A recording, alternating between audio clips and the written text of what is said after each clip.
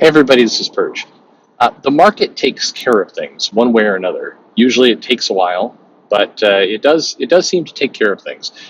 I wonder sometimes as we look at different comics, and you think about over the last, I don't know, 10 years, but really the last 5 years. Think about kind of the biggest statements of like, I can't believe they're publishing this, whatever the comic is. I mean, a good one is like America Chavez, the Gabby Rivera version of that comic. There was so many comments about, I can't believe they're publishing this. Why would they publish this? This is destructive and terrible and a sign that everything is going bad. But that title, that single, focusing on a title like that, is usually a mistake because the market tends to take care of it. America Chavez did not reach its 100th issue this year. It was canceled relatively quickly. Some might say not quickly enough. I mean, if you hated the title, then I guess any issues being published would be bad. But in general, no matter what kind of goes on, no matter if people scream or they don't scream, or whether there's any kind of protest or not, the market tends to take care of these things.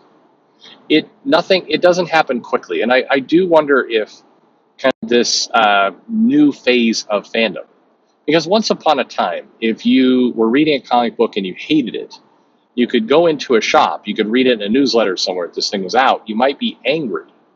But to vent your anger, you'd have to go to the comic shop. There was no online. You could write a letter to the publisher, and certainly some people did.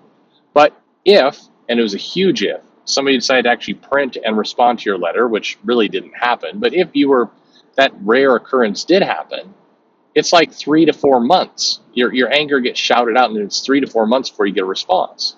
And again, 99 times out of 100, you got no response because the publishers tended to not print really angry letters in their letter columns. You could write to like a newsletter, but again, something would be read and then maybe printed and then maybe responded to and then maybe sent out again. And you're just talking about a severe delay in any kind of response to you being irritated.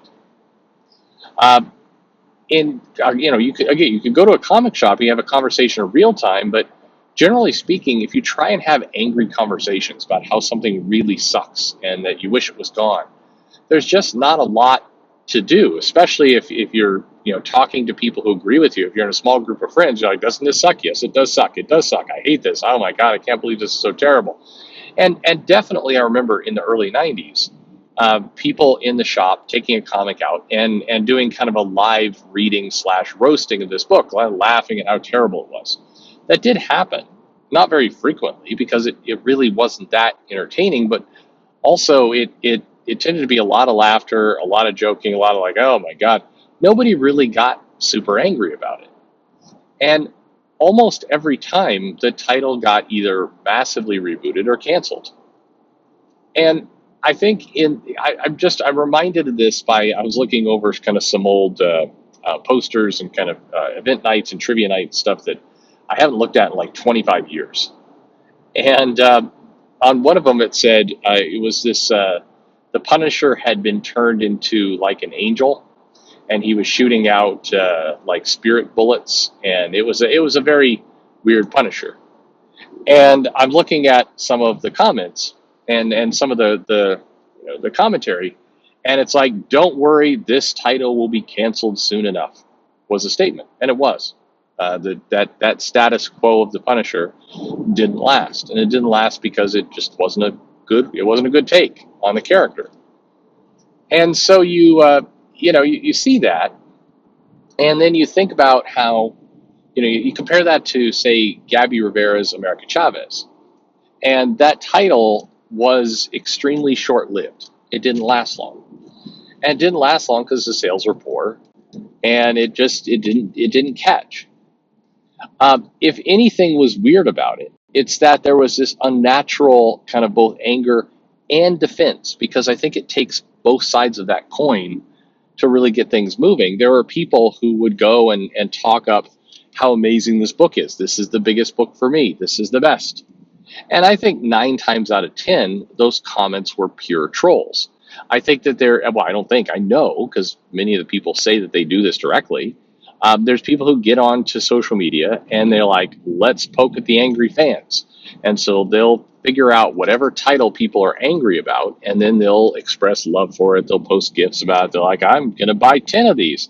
They have no intention of buying 10 of them because as it plays out, the market takes care of things. And so really it comes down to our patience. Do we have the patience to just kind of ignore this book until it's gone? And that's why fixating on one particular book or even one particular creator, because I mean, unfortunately, and it's more ugly to kind of say it this way, the same thing does happen with creators as well. Even really popular, really great creators still have an arc to their career. They still tend to have a time where they're very popular and then they're not. That's true for everyone. Donny Cates, very popular at Marvel right now.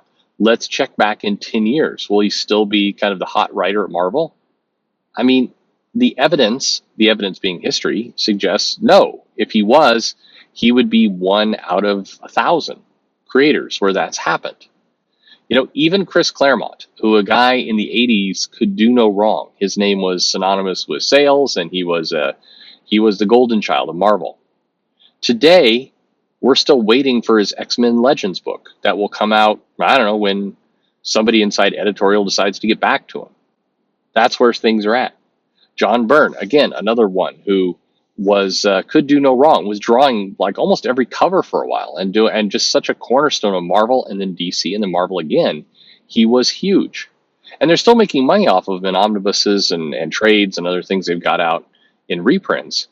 But right now, John Byrne, the guy who was a legend, is a legend still, but who was actively contributing to comics, his current project is he's making a comic basically on his own on his message board and putting it up for the X-Men, which is pure kind of fan comics. You could do the same thing. I mean, not with the same quality probably, but you could do the same thing right now if you wanted to.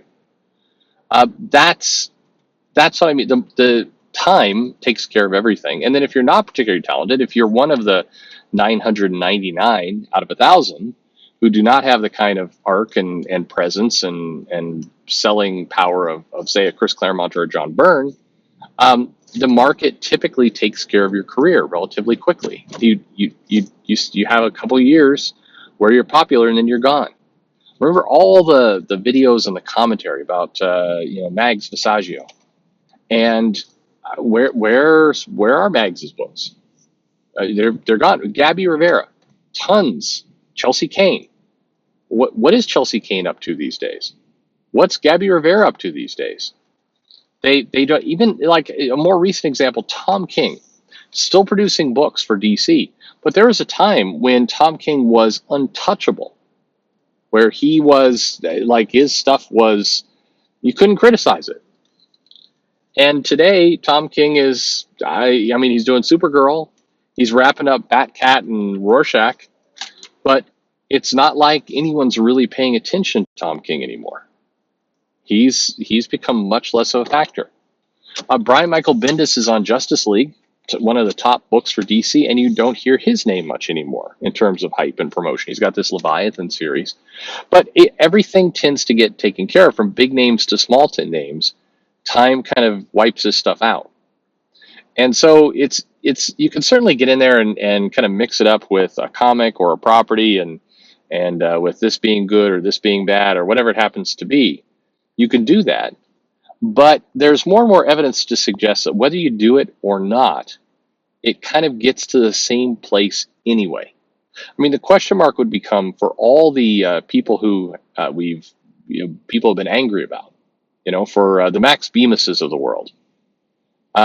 If nothing had been said, nothing at all, no online outrage, no videos, no this guy is bad to fans, nothing, just nobody had said a word. He's still the same guy, but none of the commentary would have happened. Would his career look any different today? I tend to think not. So the question becomes, is it entertaining? Is it a good use of time to express all this stuff? Or is the market going to take care of things one way or another anyway? I tend to think that one. Now, I'm not saying people should shut up and not express themselves and not say what's on their mind. Sure, certainly you should do that. But either it's depressing or maybe good peace of mind to know that whatever it is that you do, a lot of the decisions, a lot of the weight, a lot of the gravity, a lot of the course of that person's career is going to happen regardless, with or without you. It's just the way the industry works. Something to think about. Let me know your thoughts below. Like and subscribe, and thanks for listening.